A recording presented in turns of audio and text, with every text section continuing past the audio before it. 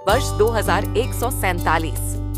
पृथ्वी अब केवल एक ग्रह नहीं, बल्कि एक जीवंत रोबोटिक जैव मंडल बन चुकी थी।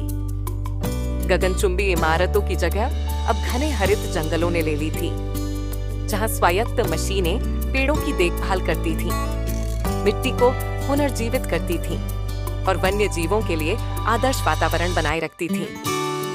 प्राचीन नदियां फिर से अपनी पूरी महिमा में बहने लगी थीं। उनका पानी एआई नियंत्रित सूक्ष्म ड्रोनों द्वारा लगातार शुद्ध किया जाता था।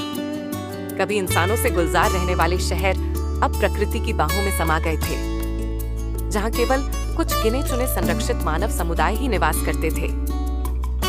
इस नए युग के संरक्षक थे गाया कलेक्टिव, एक उच्च विकसित एआई संचालित रोबोट नेटवर्क, जिसे पृथ्वी की रक्षा और पुनर्निर्माण के लिए डिजाइन किया गया था। ये मशीनें न केवल पर्यावरणीय क्षति को ठीक करती थीं, बल्कि किसी भी संभावित खतरे का पूर्वानुमान लगाकर उसे रोकने में भी सक्षम थीं। मानव सभ्यता अब पर्यवेक्षक बन गई थी, एक ऐसी बुद्धिमान जाति जिसने अपनी गलतियों से सीखा और अपनी दुनिया को मशीनों और प्रकृति के संतुलन में सौंप दिया। अब पृथ्वी न तो पूरी तरह से जैविक थी, न ही पूरी तरह से कृत्रिम, बल्कि यह एक नई सामंजस्यपूर्ण वास्तविकता का प्रतीक बन चुकी थी, जहां जीवन और मशीनें एक दूसरे के पूरक बन गए थे। ये मशीनें पर्यावरणीय क्षति की मरम्मत करने के लिए बेहद मेहनत करती रहती थीं, ताकि पृथ्वी हमेशा के लिए एक खूबसूरत बगीचा बनी रहे। इस बीच मानवता अंतरिक्ष के उपनिवेशों में रहने लगी थी, जो सौर मंडल में बिखरे हुए थे। पृथ्वी के चारों ओर की कक्षाओं में तैरते हुए शहरों ने लाखों लोगों को आश्रय दिया, जो स्वच्छ संलयन ऊर्जा से चलते थे।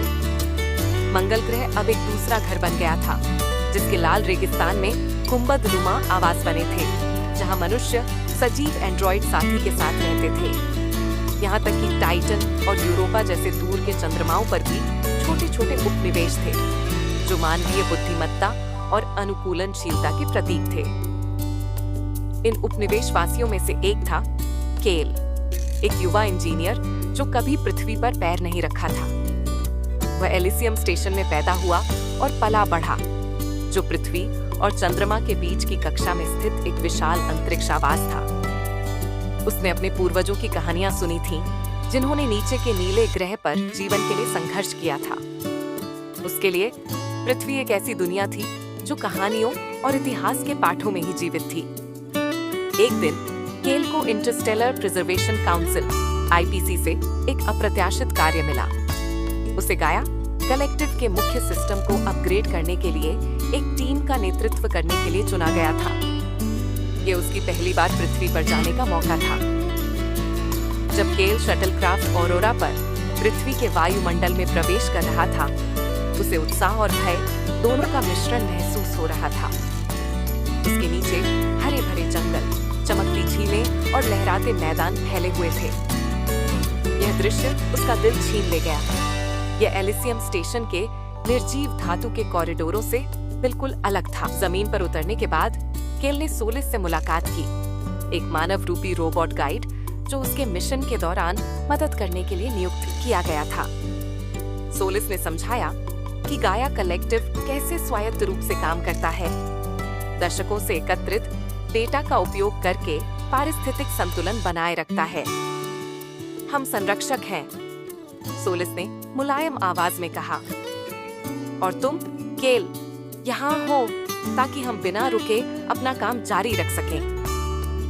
अगले कुछ हफ्तों तक केल और उसकी टीम ने रोबोटों के साथ घनिष्ठ रूप से काम किया, प्रोसेसर्स को अपग्रेड किया, पुराने हिस्सों की मरम्मत की और संचार नेटवर्क को बेहतर बनाया। आराम के समय सोलिस ने केल को इस पुनर्जीवित दुनिया के अजूबों को दिखाया।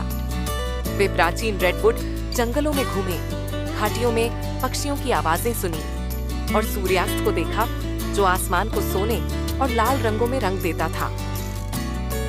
धीरे धीरे केल को समझ में आया कि पृथ्वी को इतना कड़ाई से संरक्षित क्यों रखा जाता है।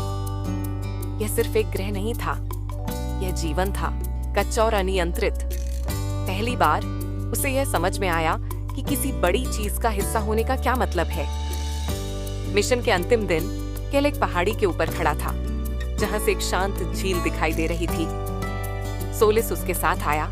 उसकी परावर्तक सतह पर धुंधली सूरज की रोशनी पड़ रही थी। क्या आपको लगता है कि मानवता कभी वापस आएगी? केल ने धीरे से पूछा। शायद, सोलिस ने जवाब दिया, लेकिन अभी के लिए पृथ्वी आपकी अनुपस्थिति में फल फूल रही है। आपके तारों के बीच के उपनिवेश यह साबित करते हैं कि सह अस्तित्व संभव है। प्रभुत्व नहीं, बल्कि सामंजस्य। केल ने सहमति में सिर हिलाया और उसे गहरी शांति महसूस हुई।